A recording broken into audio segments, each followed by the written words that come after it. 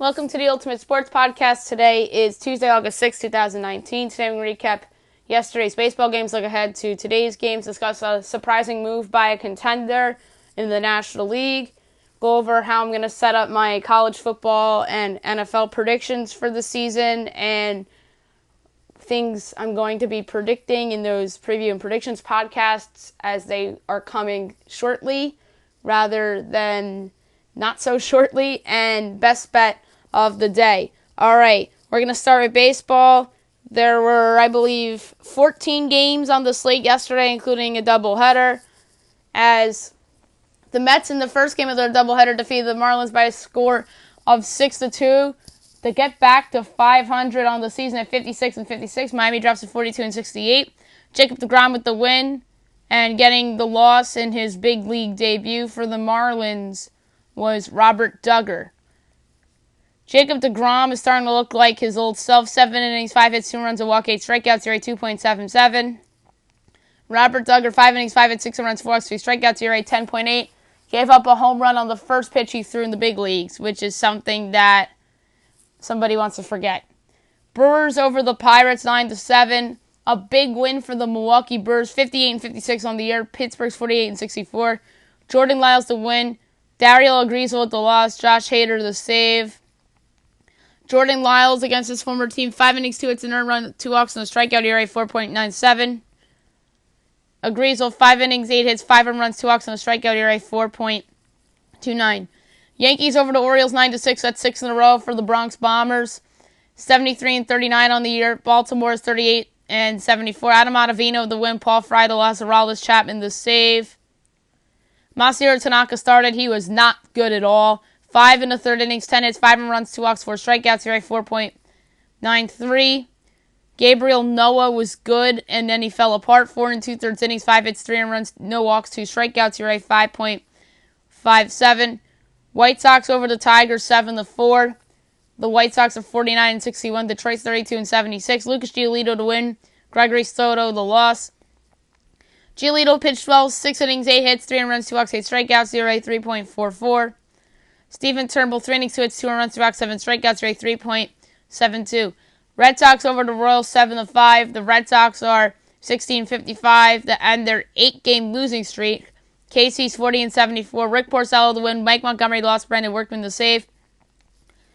Porcello, 6 innings, 4 hits, an earned run, 2 walks, 5 strikeouts, ERA 5.54. Quality start for him. Mike Montgomery, 5 innings, 7 hits, 2 runs, a walk, 7 strikeouts, ERA 6.61. Mets over the Marlins, 5-4 in the second game of their doubleheader to complete the sweep. Mets hit 3 home runs in the 7th inning to take this game. J.D. Davis making it a run game. Mike Conforto tied it with the moonshot of a home run he hit, and then Peter Alonso with the home run into the corner in left field. As the Mets are above 500, 57-56. Miami is 42-69. Horace's Familia gets the win. Joe Brigham the loss. Seth Lugo the save. Seth Lugo might be the new Met closer. Walter Lockett was okay. 4 and 2/3 innings, 8 hits, 4 runs, 2 walks, 4 strikeouts, ERA 7.79. Sandy Alcantara, 5 innings, 3 hits, 2 runs, 2 walks, 4 strikeouts, ERA 4.5. Rangers over the Indians, 1-0. A nice win for Texas. They are 58-54. Cleveland 66-46. Mike Minor the win. Aaron Savali the loss. Jose Leclerc the save. Mike Minor's best start in a while. 7 innings, 7 hits, no runs, a walk, 7 strikeouts, ERA 3.06. Aaron Savali, 6 innings, 3 hits, and a run, a walk, 7 strikeouts, ERA 0.75. That was a really nice start for him. Blue Jays over the Rangers, 2-0. The Blue Jays are 46-69. Tampa 65-49. Jacob Waguespack gets the win. Charlie Morton the loss. Derek Law the save. Waguespack was good. 6 innings, 4 hits, no runs, a walk, 4 strikeouts, ERA of 4. Charlie Morton, 7 innings, 7 hits, 2 runs, no walks, 9 strikeouts, ERA 2.77. Just no run support for Charlie Morton. Reds over the Angels, 7-4. The Reds are 53-58. LA's 56-58. Luis Castillo to win. Taylor Cole the loss. Raciel Iglesias the save. Castillo, 7 innings, 3 hits, 2 runs, a walk, 13 strikeouts, ERA 2.63. He's making a quiet push for the National League Cy Young. Do not sleep on Luis Castillo for the National League Cy Young, especially if Scherzer is out. Say Jacob deGrom I mean, if the Mets make the playoffs, Jacob deGrom will probably win the Cy Young, but don't sleep on Castillo. He's going to finish in the top 5 and with an outside chance of being a finalist, so don't sleep on that. Taylor Cole, opener, in inning 5 hits, 5 runs, and walk, 2 strikeouts, ERA 5.14. Sandoval in relief, 5 innings, 3 hits, 2 runs, 2 walks, 8 strikeouts, ERA 3.6. Cubs over the Athletics 6-5 on ESPN. A good win for the Cubs over a good team. They're 61-51.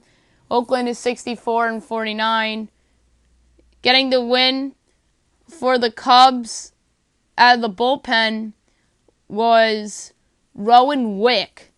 Blake Trinan the loss. David Phelps the save. Kyle Hendricks was good. 6 1/3 innings, 1 hit, 2 runs, 2 walks, 5 strikeouts, ERA 3.06. Chris Bassett wasn't that great. 6 innings, 8 hits, 2 runs, 2 walks, 5 strikeouts, ERA 3.8. Twins over the Braves 5-3. A big win for Minnesota against a good team from the National League. 70-42 on the year. Atlanta 66-48. Getting the win for Minnesota, Trevor May, and getting charged with the loss for the Braves was Chris Martin with their big trade acquisition. Walk-off homer by Miguel Sano. What a big win for the Twins. Jake Odorizzi, 6 innings, 5 hits, an earned run, 3 walks, 7 strikeouts, ERA 3.61. Mike Soroka, 7 innings, 6 hits, 3 runs, a walk, 3 strikeouts, ERA 2.45. Phillies over the Diamondbacks 7-3. A big win for the Philadelphia Phillies. They are 59-53 on the year. Arizona's 56-57. Vince Velasquez the win. Merrill Kelly the loss. Vince Velasquez, 7 innings, 6 hits, 2 runs, 2 walks, 3 strikeouts, ERA 4.23. Merrill Kelly, 6 innings, 8 hits, 3 runs, a walk, 4 strikeouts, ERA 4.52. Nats over the Giants 4-0. A good win for Washington on the road. They're 59-53. San Francisco's 56-57. Eric Feed the win. Jeff Samardzija the loss. Feed 6 innings, 6 hits, no runs, no walks, 2 strikeouts, ERA 4.2. He pitched very well. Jeff Samardzija 4 innings, 3 hits, an earned run, 3 walks, 3 strikeouts, ERA 3.7. Dodgers over the Cardinals 8-0. Best record in baseball, 75-40 on the year. St. Louis is 58-53.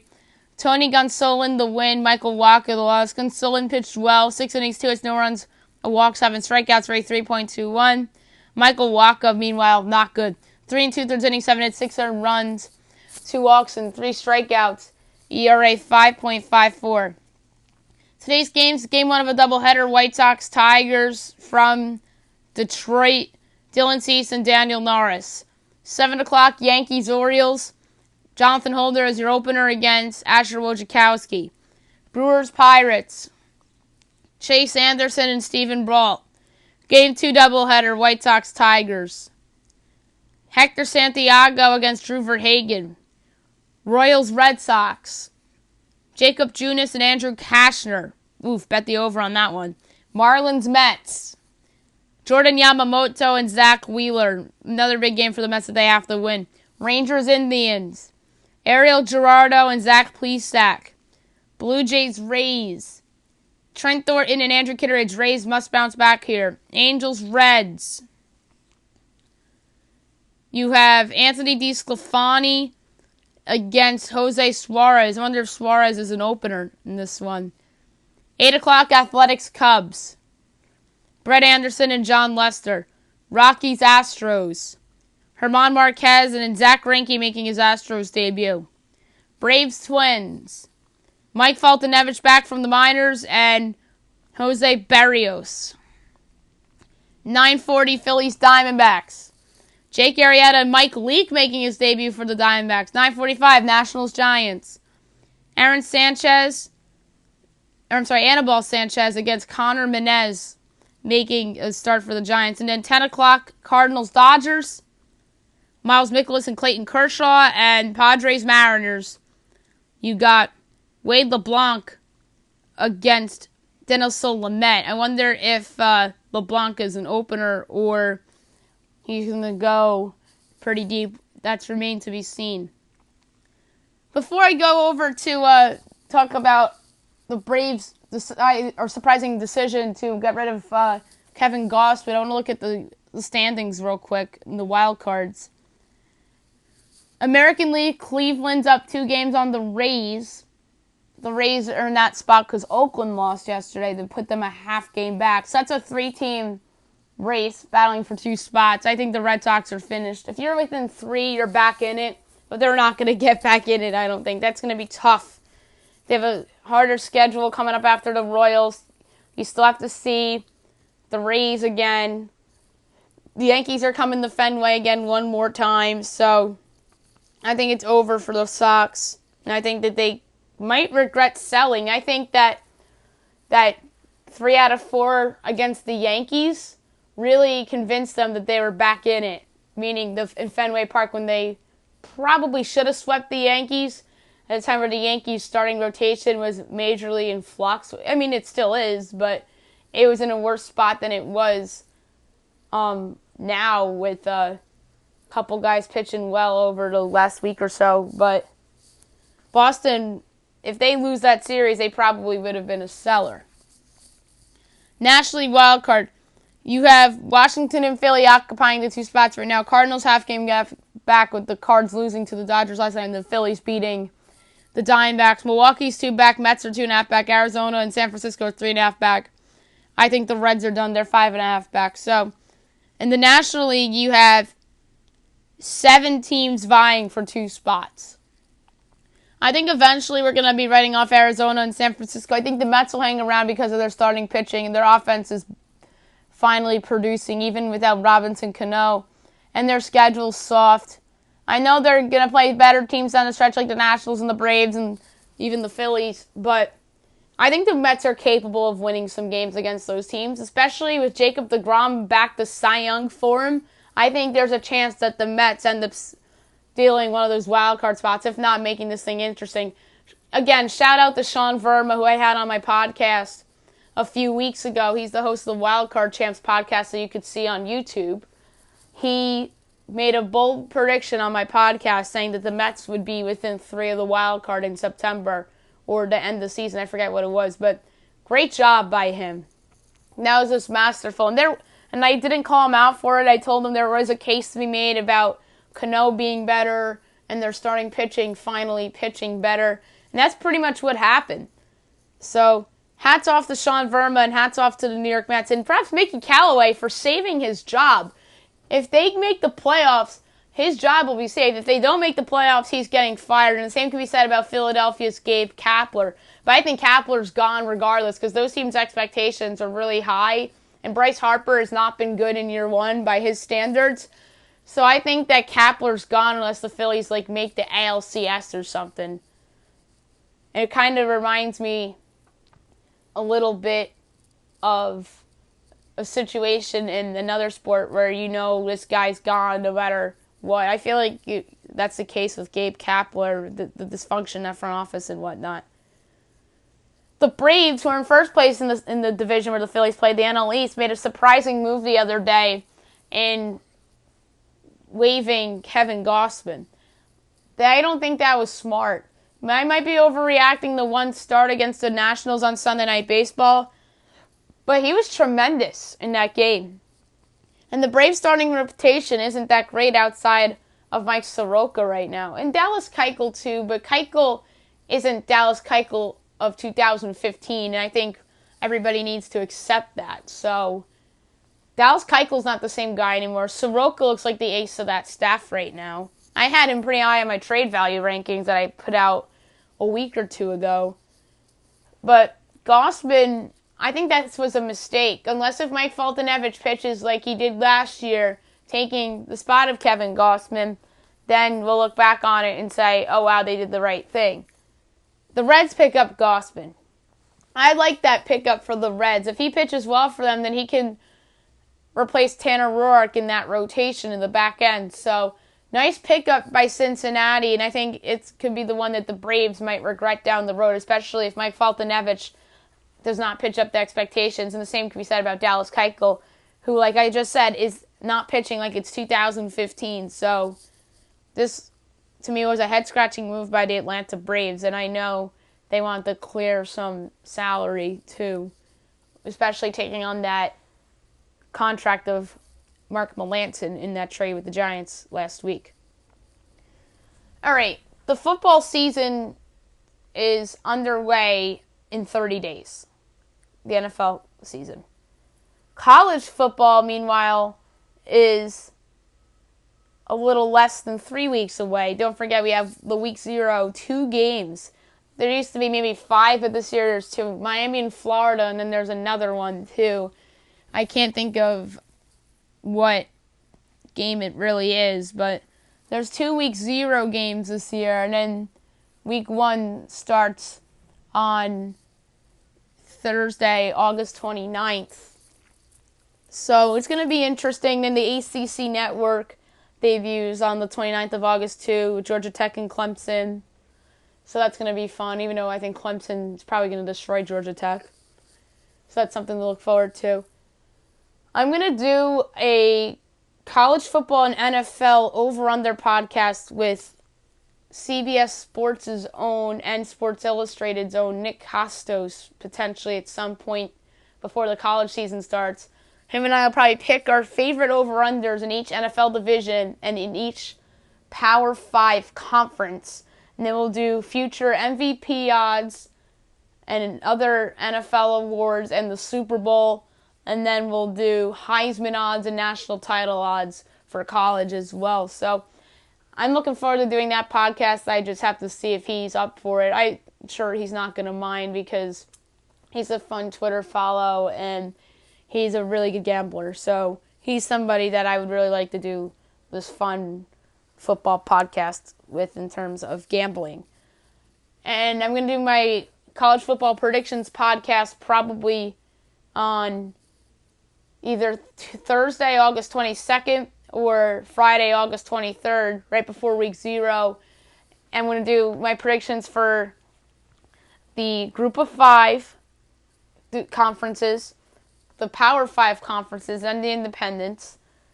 And then I'm going to pick the playoffs, the national title, the Heisman. I'm going to do bold predictions.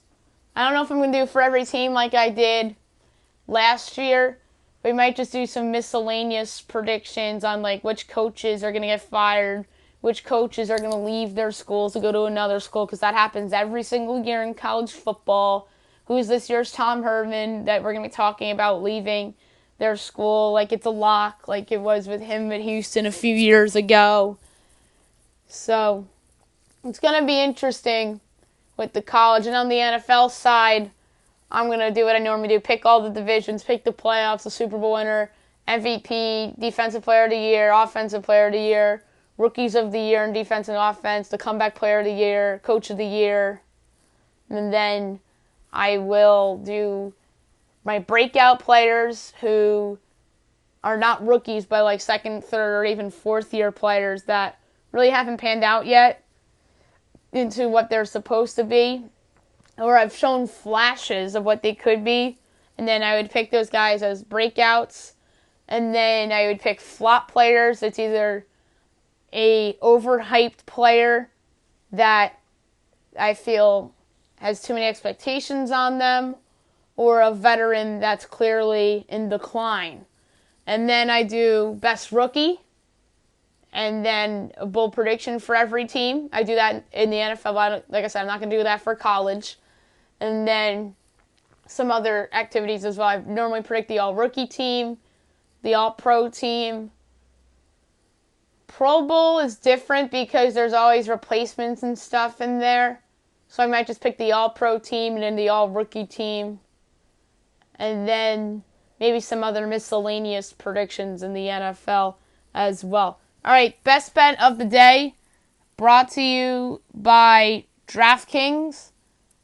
There are some interesting baseball games on the slate today to choose from. So, without further ado, here we go. I'm going to take the Yankees over the Orioles again, even though the Yankees looked like a team that was tired yesterday and a little bit of a letdown after the Red Sox sweep, but the Orioles are just so bad that they didn't get it done. I'm not taking the Red Sox because I don't trust Andrew Kashner. I can't believe I'm doing this. I'm going to take the Reds. I just don't love the Angels I'm not a Jose Suarez fan. The Angels stink on the road, so I'm going to take the Reds. And I just like how they play at home. I'm going to go with the Mets. I'm going to go with the Indians. Tampa's going to bounce back against Toronto. The Cubs would be an interesting pick, but John Lester's been a little inconsistent of late, so I'm going to avoid that. And I think Oakland needs to win this game. I'm going to take the Twins, although I don't feel good about it. I love the Astros against the Rockies. And I'm going to go with the Dodgers against the Cardinals. A shade above 29-1, wagering $1, payout of $30.01. That's it for the podcast today. I'll be back tomorrow recapping the baseball games, looking ahead to tomorrow's games and any other news that breaks around the world of sports. And I'll have my best bet for you as well. Hope you guys have a great day, everyone.